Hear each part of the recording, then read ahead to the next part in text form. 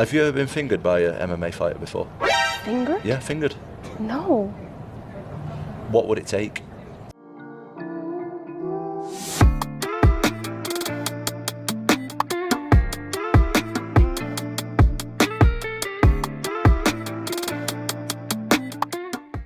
What's up, everyone? Rob here. Obviously, there is no Tiz here today. Just a bit of a scheduling conflict. We will see him again soon. But UFC 321 is in the books. We have to talk about it. And I think we just have to talk about what happened in that main event, or I guess what didn't really end up happening, which was the full fight for Tom Aspinall versus Ciryl Gane. The fight ends very prematurely in the middle of the first round because Ciryl Gane poked Tom Aspinall in both eyes, actually, although seemed to be the right eye that was giving Tom Aspinall the most trouble. And fight ends in a no contest because after about 5 minutes, Tom Aspinall still couldn't see and couldn't continue the fight. So there's a lot to unpack there, even though obviously this fight didn't go on that long.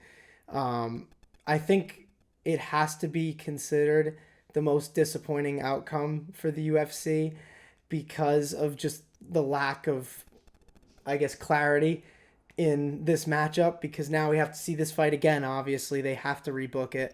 We don't know if it'll be in like another couple of months or if it'll be longer than that.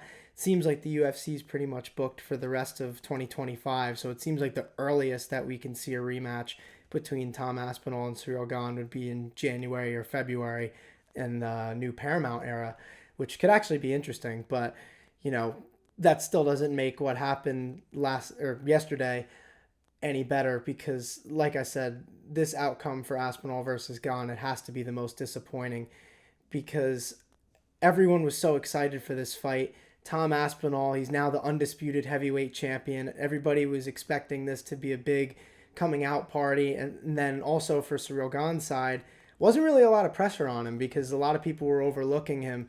And then to go out in round one and fight as well as he was fighting against Tom Aspinall, just for it to end like that, it just leaves such a bad taste in everyone's mouths. And because everyone knew that fight was just getting started. We'd never seen Aspinall deal with that much adversity besides, I guess, the injury versus Ciryl Gane or versus Curtis Blades. But Ciryl Gane, had him bloodied up. He was really piecing him up on the feet. Not that Aspinall wasn't landing at all, but I think that everyone would agree that Ciryl Gane was winning that first round. So to basically see the fight get snatched from us like that just due to an accidental eye poke, it's just super unfortunate for everyone involved. I mean, the most for those two guys. I mean, Aspinall doesn't get to prove himself after such a long time being inactive.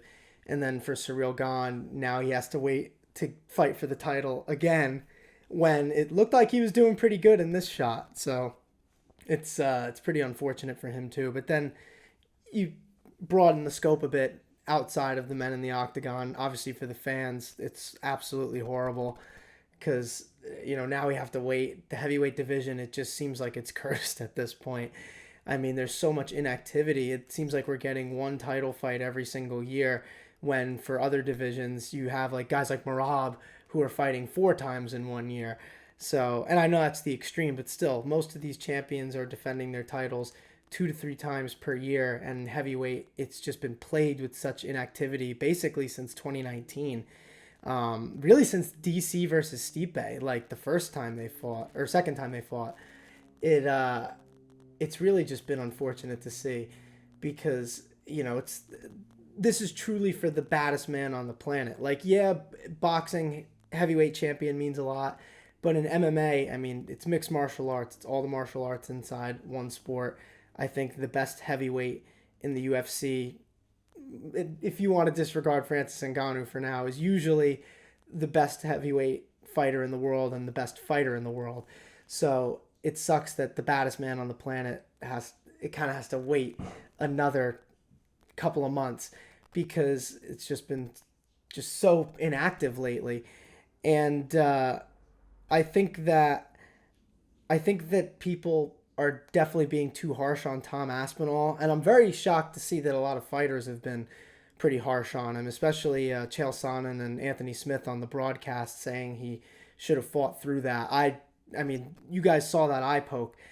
Cyril Gane's fingers were basically knuckle deep in both eyes. Like, that's why I'm shocked that Tom Aspinall was only looking at his right eye with that towel, because he got poked pretty bad in the left too, and he didn't even mention that. But it's so odd to just see people who aren't champions and never were champions tell the UFC heavyweight champion that he should continue and that wasn't the right move. It's just an odd thing to me. And you know, honestly, like, no disrespect to those guys. Obviously, like, they're legends in their own right. But yeah, it was just a bizarre thing to me, because, like, why should he fight compromised? He made the smart decision, if you think about it. Like, it's a very odd thing in MMA that people think you should, like, go out on your shield if you're, like, super compromised. But, like, it's an eye poke. That has nothing to do with the fight. Like, they make it as if, like, he quit, but he didn't quit. Like, if you can't see, you can't see. Why should someone fight half blind? You know, and I get that Michael Bisping literally did that for the tail end of his career, but, you know, not everybody's like that. And not everybody should be like that.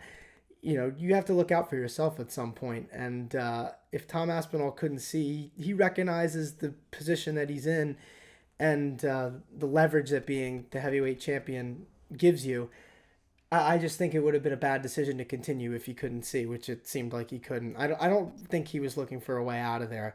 You know, he was getting beat in the first round, but not beat up to the point where it looked like he was broken. So I don't agree with that whole narrative, but it is just a bizarre thing in MMA in general that, like, they want people to fight when they can no longer fight. Like, look at what happened to Kevin Holland a few weeks ago. It was last week when he got kicked in the nuts twice and he continued. It basically cost him the fight. He was dominating that fight until that moment, and then it changes the entire. And I get that a nut shot and a eye poke are two different things, but it still doesn't make it any easier for the fighter to continue. So, and I also want to say this, you know, especially on this channel, we've been giving a lot of crap to the refs and the judges and the commissions lately for just, like, a lack of clarity and lack of enforcement on some of the rules.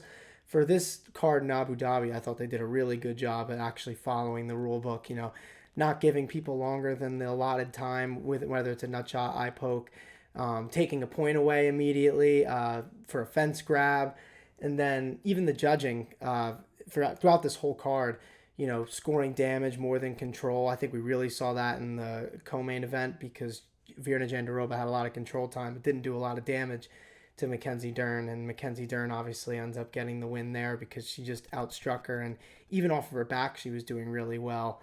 But, you know, overall, I just wanted this whole little segment that I was doing here to be about Tom Aspinall and Cyril Gane and just the unfortunate ending to this fight, because, like I said, heavyweight must be cursed. I mean, we've had so little action in that division in the UFC for the past 5 to 6 years, and it's so unfortunate because it feels like the baddest man on the planet should be the UFC heavyweight champion, and there's been such a lack of clarity in that division lately. And it sucks too, because someone who could be considered the best heavyweight in the world, Francis Ngannou, isn't even in the UFC anymore. So the heavyweight division right now is just in such a bad spot. I guess at least we know that we're getting a rematch of this fight next. Like, at least the title picture isn't totally unclear. But even for the rest of this card, like, Alexander Volkov beat Jailton Almeida in such a crazy robbery. And I don't think anyone's really excited to see Volkov fight for a title. But if it's not Volkov, who else after Cyril Gane? So it's just a very unfortunate position right now that the UFC is in with the heavyweight division. And I don't know, I think some of it is self-sabotage, and then some of it is just freak accidents like this. So just really unfortunate. But let me know what you guys think in the comments about what Tom Aspinall did. What do you think of, like, where the heavyweight division is at right now? Just everything that you guys think about this main event, I want to know in the comments. So if you guys enjoyed, subscribe, like the video, leave a comment, like I said, and we'll definitely be back next week to recap the Apex card, which is actually a really good main event in that one. Steve Garcia versus David Onama. I think the casuals are sleeping on this one, but I think the hardcore fans know that Onama versus Garcia is going to be a really, really good fight. And most of those Apex cards tend to deliver, even though the atmosphere in there is kind of dead. But yeah, we'll be back next week in full podcast form. Tiz will be at my side. And yeah, we'll see you guys then.